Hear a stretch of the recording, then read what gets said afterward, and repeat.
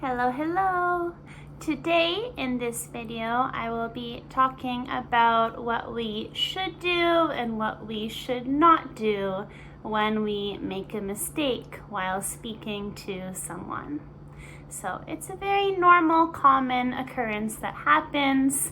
It is normal while practicing English. However, there are definitely some ways that we should deal with this problem and some ways that we should not deal with it.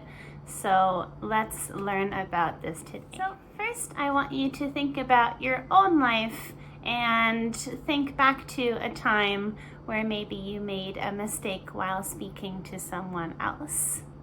So what did you do? How did you react to this mistake? So it's more about how we react to the mistake rather than the actual mistake itself, if that makes sense. So some people, when they make a mistake, they will they will panic. They will start to, I'm sorry, right? They will start to have a little bit of a freak out mode. So obviously we do not want this to happen. Mistakes are normal. There's no need to panic when we make one. And I should also say that when you're speaking with a native speaker or another non-native speaker, if you simply make some small grammar mistakes while speaking, we will probably still be able to understand what you are trying to say. However, if you completely mispronounce the vocabulary words or make a really big error, then maybe we are confused and then we lose the communication because we don't understand what you were trying to say. First, let's talk about the things that we should do when this happens. So, firstly, just remain calm. Keep calm, everything is okay. It is not the end of the world. As I've previously stated, if it's just a small grammatical error or vocabulary mistake, then we will probably still understand what you were trying to say. So you can just keep speaking, right? If you make a error like, say, he are going to the movies instead of he is, right? It doesn't change the meaning of the sentence. We still understand as the listener that, okay, the person he's talking about is going to watch a movie. So the meaning does not change with are or is. So in that case, you can just continue speaking. Or if you catch your mistake as you're speaking, then you can simply self-correct yourself, right? So you can say, he go to the museum. No, he went to the museum, right? So we can do that as well. Even I do this sometimes. Native speakers make simple mistakes sometimes as well if we're a bit tired. And especially for me, I talk a lot as an English teacher. So there definitely have been times where I've had to self-correct myself too. We can also use some polite correction phrases too if we make some kind of error while speaking. So you would most likely do this in more formal situations or occasions. For example, you could say, oops, sorry, I meant to say, or, oh, wait, let me try that again, or, oh my goodness, I just forgot. Let me try again. Let me do it again, right? Or let me repeat myself in the way that is correct. A third option is to laugh it off. Ha ha ha. Right? Humor is a really good way to ease the tension. If somebody makes a mistake, the best way to just have everyone forget about it is just to laugh about it. Laugh it off. You can make a mistake. He go to the library today. Say, ha ha ha. No. I meant to say he went to the library yesterday, right? So again, in the informal situations, this is used most often, and humor can really make the atmosphere in the social group that you're in much more relaxed and feel much happier, in a better mood, compared to if we are so serious and so, stressed out that we forgot what we're saying or that we made this mistake. So, especially in the informal situations, you'll see this a lot with friend groups, especially the younger generation. They will often just laugh at their mistakes, which is perfectly fine. And then we should also remember to focus on the actual message itself. Don't focus on perfection. Focus on the message that you are trying to give to that person. That is the most important thing. So, like I said earlier, just the small grammar errors probably will not really change the meaning that much. But if you have a vocabulary word that you mispronounce to an extent where we can't understand it, then this can be a little bit of a problem, right? A bit of an issue.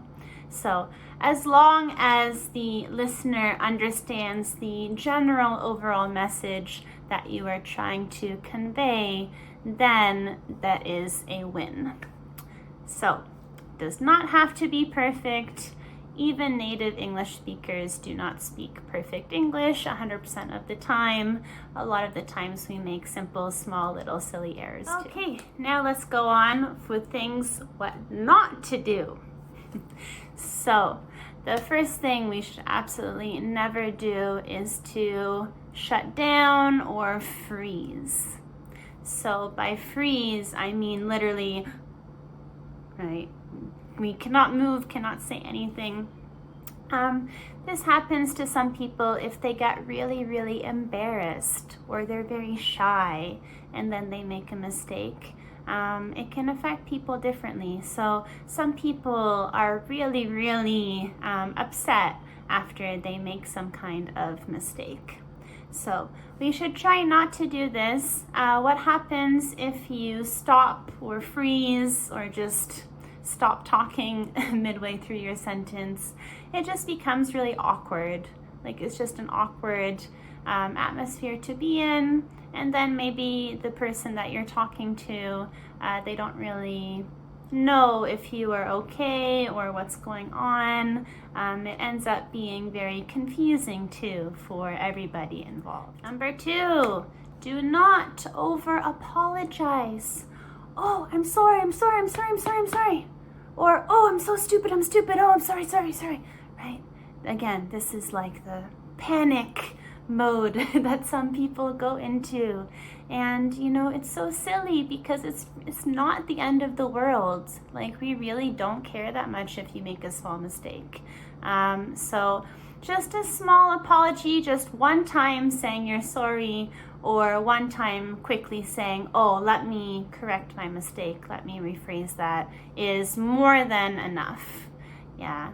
I've had this happen quite a few times when I've been teaching English lessons online, especially with the adult learners. A lot of the time they will overly, profusely apologize so much to the point where it just becomes, again, a bit awkward. Like, it's just, okay, you don't need to say sorry so many times.